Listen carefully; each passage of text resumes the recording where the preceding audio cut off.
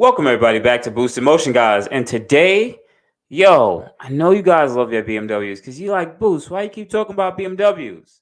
But they are continuing to charge you for every service. So, guys, let's talk about it. Let's hit that intro. Welcome everybody back to Boost in Motion, guys. Good morning, good afternoon, and good night. Thank you.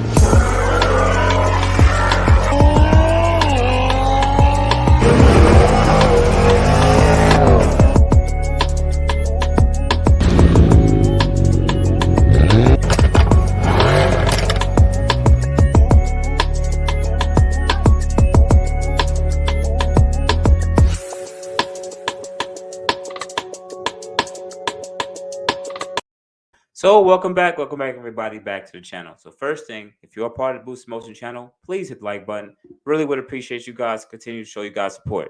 And if you are new to this video, we'll definitely watch this video and watch some other ones, and then tap in with your boy Boost by hitting the subscribe button. But anyway, guys, let's go. Let's jump into it. So what I want to talk about is BMW. Now, a lot of these auto manufacturers are making these subscription-based services. And about 2 to 3 years ago, BMW came out with a subscription-based service where you would have to pay like $80 a month or a year to use Android Auto or Apple CarPlay. Pretty much like an afterpay thing for you to continue to drive their car and use it. That doesn't make sense, right?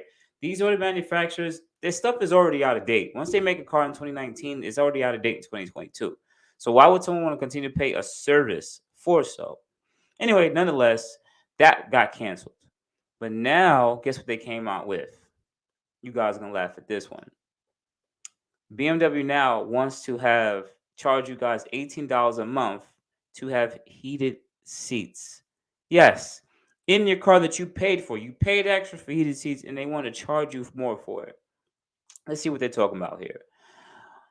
We've been warned about how subscriptions could become the automotive equivalent of video games downloadable content, and we're beginning to see more examples. On its connective drive store in South Korea, BMW owners can pay a monthly fee to have a creature comfort such as heated seats. It costs 24,000 or I think it's yen. I'm not too positive, which is current exchange, which would be $18. Alternatively, you can get a 1 year plan for $176 or 3 year subscription base for $283. The BMW Connected Drive Store is a portal used by existing owners to download a variety of apps. It's all done over the air without having to visit the dealer and have no new software installed. With heated seats, the German luxury brand is kind enough to provide 1 month of test period free of charge. Should you want the feature permanently, that will set you back $406. Just imagine having your car equipped with heated seats and you have to pay for it. It's already there, but it can only be unlocked if they unlock it. That just sounds so crazy to me. I couldn't imagine a auto manufacturer doing it, and look at what BMW is doing. A similar subscription plan is offered in a heated steering wheel and costs $10 per month and $92 annually and $161 for. You can also buy that outright for $223. Do you want wireless CarPlay? That'll be $305. The store also allows BMW customers to upgrade headlights to include high beam assistance, additional safety features, and camera-based driver recorder. One of the most unusual items found in BMW Connective Drive store is called Iconic Sound Support. It essentially plays fake engine noises through the car speakers. Should you be willing to pay $138 for that permanently? What? There is no monthly or yearly subscription plans available for this feature, though.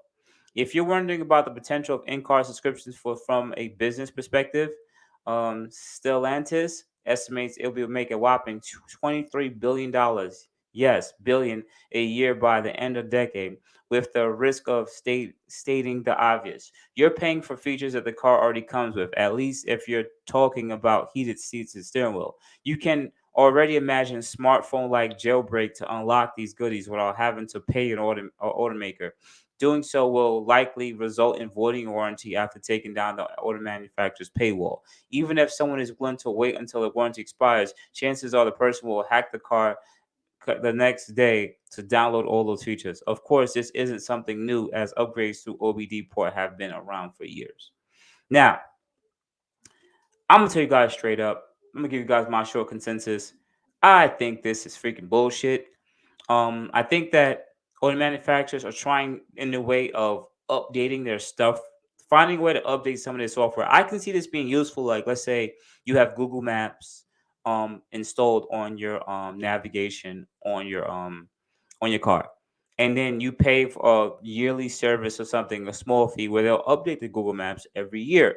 I see that being something that makes a lot of sense, especially if with time there may be certain updates within the system for bugs or whatever. Things happen, right?